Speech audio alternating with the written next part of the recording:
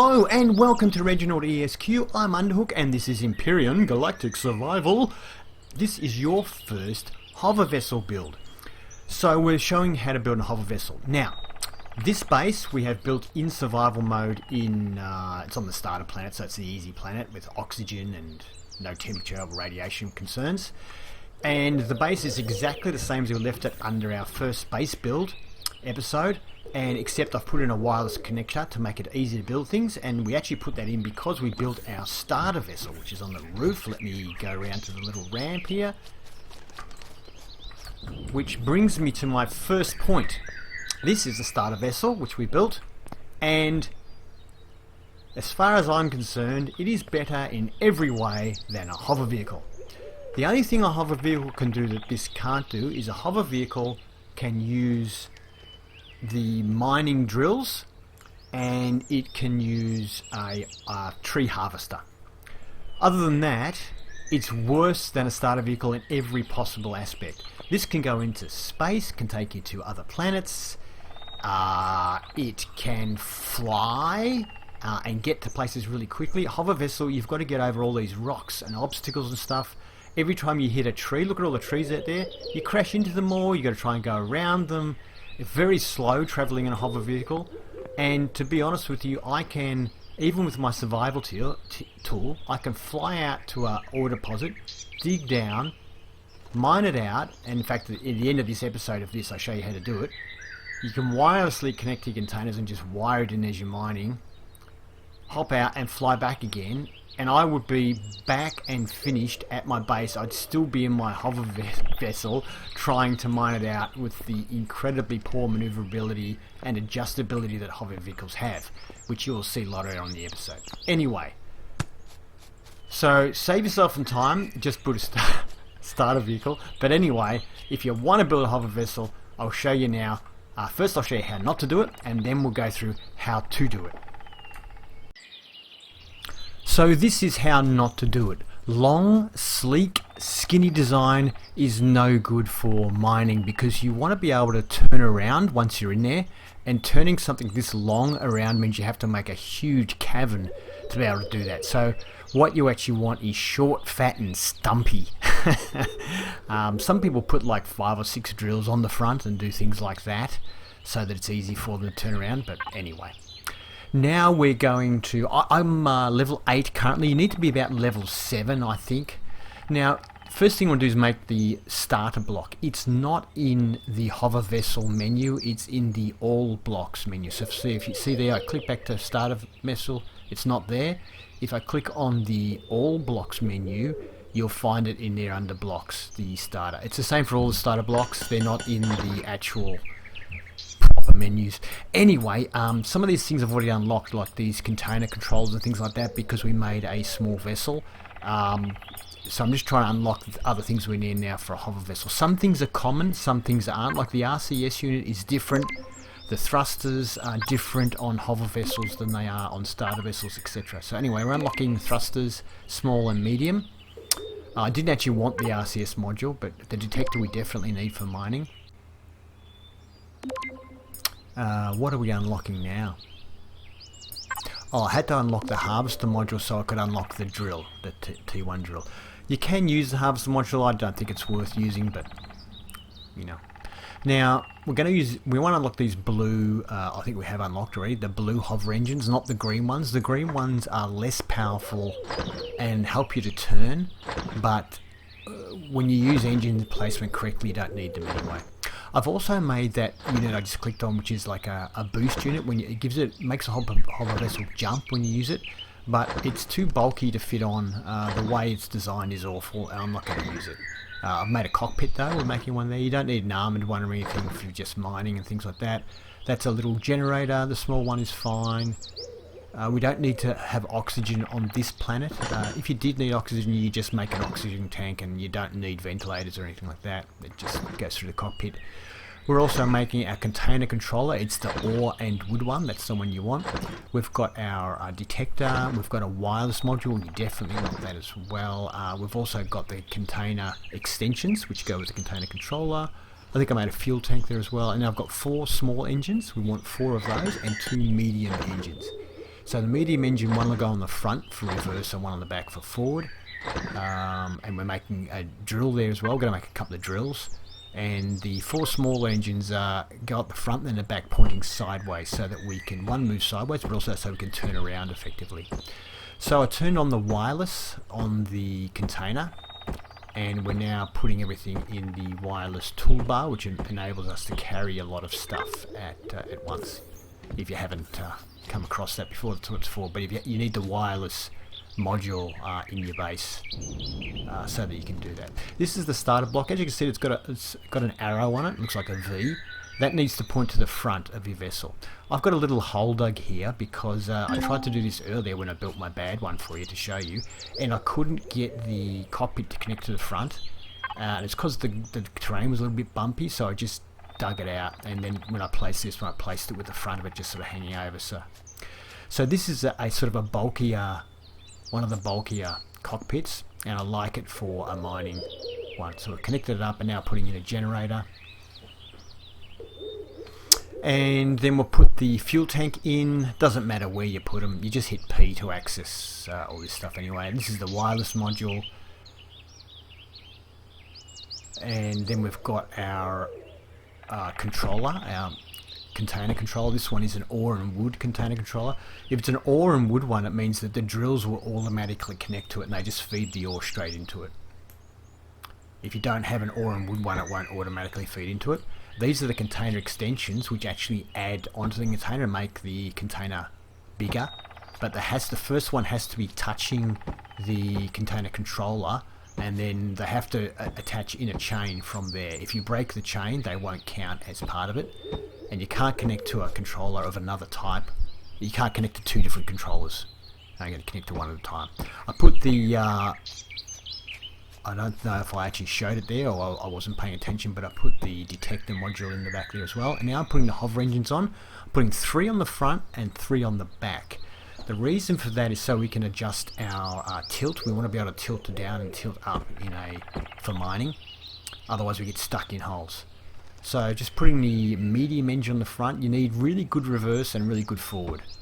Sometimes you have to go out backwards, so you want to have a good reverse thrust as well. Now these, we don't want to make the ship too long, but these drills have a fairly wide drilling arc, so we can put them on the side and it'll be no problem. I want it to stick in a little bit further than my engine because otherwise the engine might get stuck on something. So there you go. First I thought they weren't lined up, but they are, so that's good. Onto the back again. Now we're going to fit our medium thruster on the back. I was tossing up putting it up there, but I think it's going to be fine just here. And so now we need our side-to-side thrust. By putting these at the very back and at the very front, it enables us to use them to turn quite effectively, and this is why we don't need RCS modules. I accidentally clicked F on the cockpit, I don't know why, and jumped in and it actually tilted. Anyway, so you see we're putting them right near the front and right near the back, and that means that if the right front one is on and the left rear one is on, it'll make you turn quick. So that just help you turn, and that way you don't need to have RCS modules. Even if you do have an RCS module, you still need at least one sideways pointing thruster, so you might as well just don't use it. That said, I've noticed on some ships, the RCS modules, like on a small vessel, actually it helps you turn much quicker than the thrusters do, so it's a balancing act. So we're just checking now. We press P anywhere on the ship, and that brings up our power menu. And you can see, just click on the manage on the fuel, and we can chuck our fuel in. So just as long as you go power in the main menu, you've got oxygen, shields, and power. Then you can put some fuel in. We don't need shields and we don't need oxygen on this planet. So now what I'm doing is going in and I'm checking my hover engine. See, I've selected active and show HUD. So I want show HUD on and active. Active just means it's turned on, but show HUD. See, it's showing there. That's the center hover engine at the front. What I want to do is make a group. So we're going to make a group in a second. We're going to go add group here. Yeah, I've only done this once before. And we're going to call it. We're just going to call it front hover. so we can turn the front hovers on and off easily. We're going to group them together. So now we're going to work out which ones are the front hovers, and we're going to add them to the group. So we'll just put that one in. So active, show in HUD. And no, that's the one we had before. Oh, this one's at the back, so that's not the one we want. And unfortunately, I can't find an easier way of doing it than this. The other kind of engines usually tell you which way they're facing, if they're facing whatever direction, but these are all facing down, and there's 6 of them, so it's not telling us which one's which. So I'm having to get out and have a look and see which one's which and all that. But anyway, I think I decided just to put 2 of the front hovers in the group. I should have put 3. I ended up doing it later, I think. Anyway, we switched the power on, I think, and we're going to go on a little mining trip.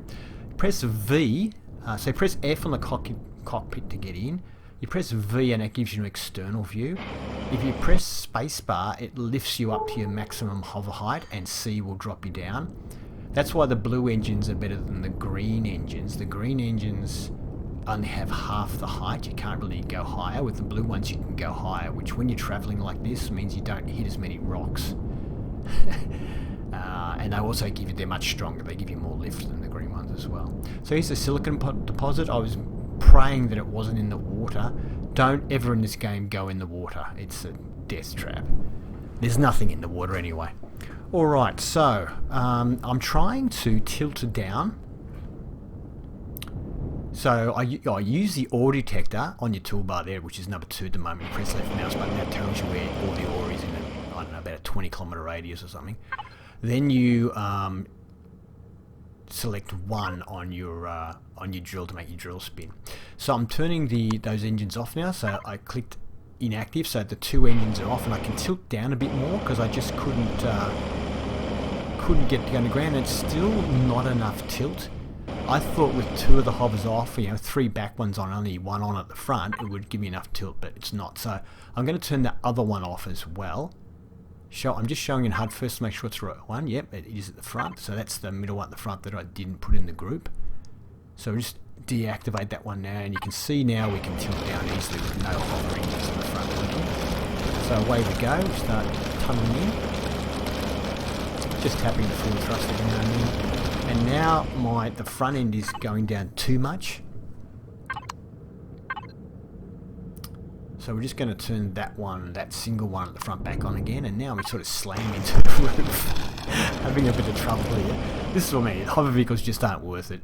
But what I think I need to do here is actually press the C key to lower my hover height, which is what I do now, and then it's a bit better. So you need to sort of adjust it. And I guess it's like a bit of a mini game in that it takes a little bit of skill, I guess, to be good at mining in a hover vessel like this. And the external view has its moments, as you can see. Exciting viewing. Anyway, I'm moving around trying to adjust it and get it to tilt. And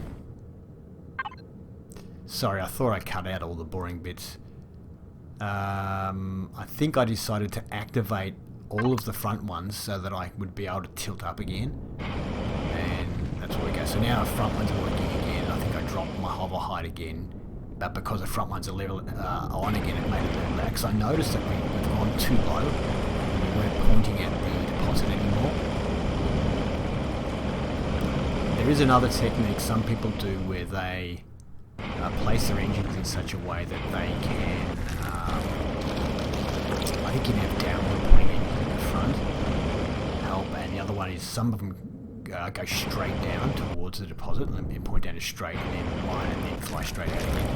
Anyway, we're at the silicon now. We are now mining, and you see it's just rotating here, turning around to make a bit of a cannon while we're mining all the ore out. And this is why that design I showed you at the start, which I said was a really bad one, it was a really long skinny one, is because it's just too hard to turn around like this. You'd have to mine out so much extra rock just to be able to turn, and then trying to get out of a tunnel that's not dead straight, it would be a nightmare. So yeah, that's where you want short, stumpy vehicles. You can put more drills on. I know there are people who have, I think, 6 around in like a circular pattern around the cockpit, which means they can pretty much go in any direction and just shoot through stuff.